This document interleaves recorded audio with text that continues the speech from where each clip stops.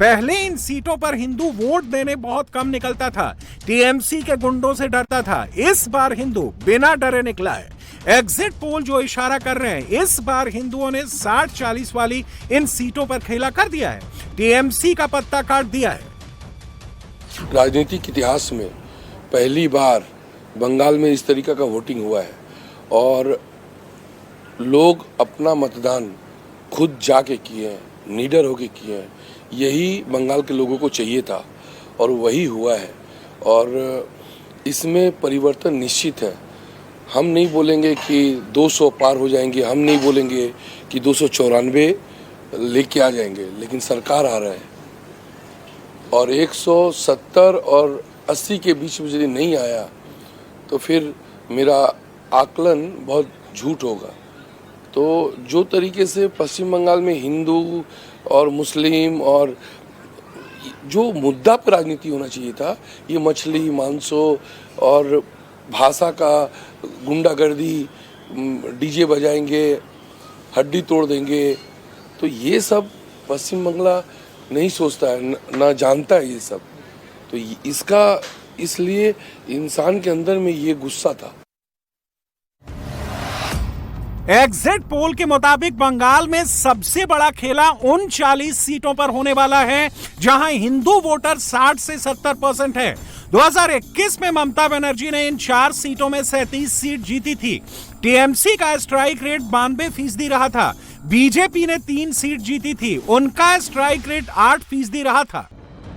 हिंदू बहुसंख्यक होते हुए भी 2021 में बंट गया था। मुस्लिम ने एक तरफा मोहर ममता पर लगाई थी। इस बार पासा पलट गया है, हिंदू एकजुट हो गया है, खुलकर बीजेपी के साथ आ गया है। बंगाल में भगवा उदय का असली खेल उन 200 सीटों पर होता दिख रहा है जहां हिंदू वोटर 70 से 95% हैं। 2021 में टीएमसी ने इन 200 सीटों में से 130 पर जीत हासिल की थी।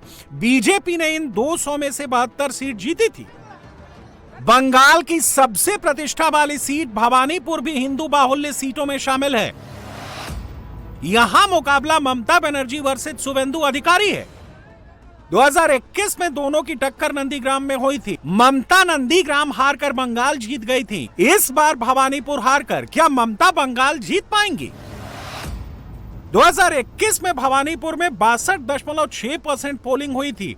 इस बार 86.74% वोट पड़े हैं। भवानीपुर में करीब 24.14% ज्यादा वोट पड़े हैं। भवानीपुर सीट पर एसआईआर में 47,000 वोट कटे हैं। यहां उपचुनाव में ममता 58,000 वोट से जीती थी। इस बार हिंदू वोटिंग का जो ट्रेंड पूरे बंगाल में दिखाई दिया है, अगर वही ट्रेंड भवानीपुर में दोहराया जाता है तो ममता के लिए भवानीपुर दूसरा नंदीग्राम साबित हो सकता है।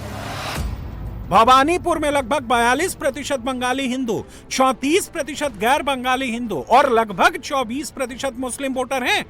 गैर बंगाली हिंदुओं में गुजराती, मारवाड़ी, पंजाबी और ओडिया वोटर की तादाद अच्छी खासी है। ममता का गढ़ कोलकाता है। लगातार 3 चुनाव में ममता का यह गढ़ इंटैक्ट रहा है।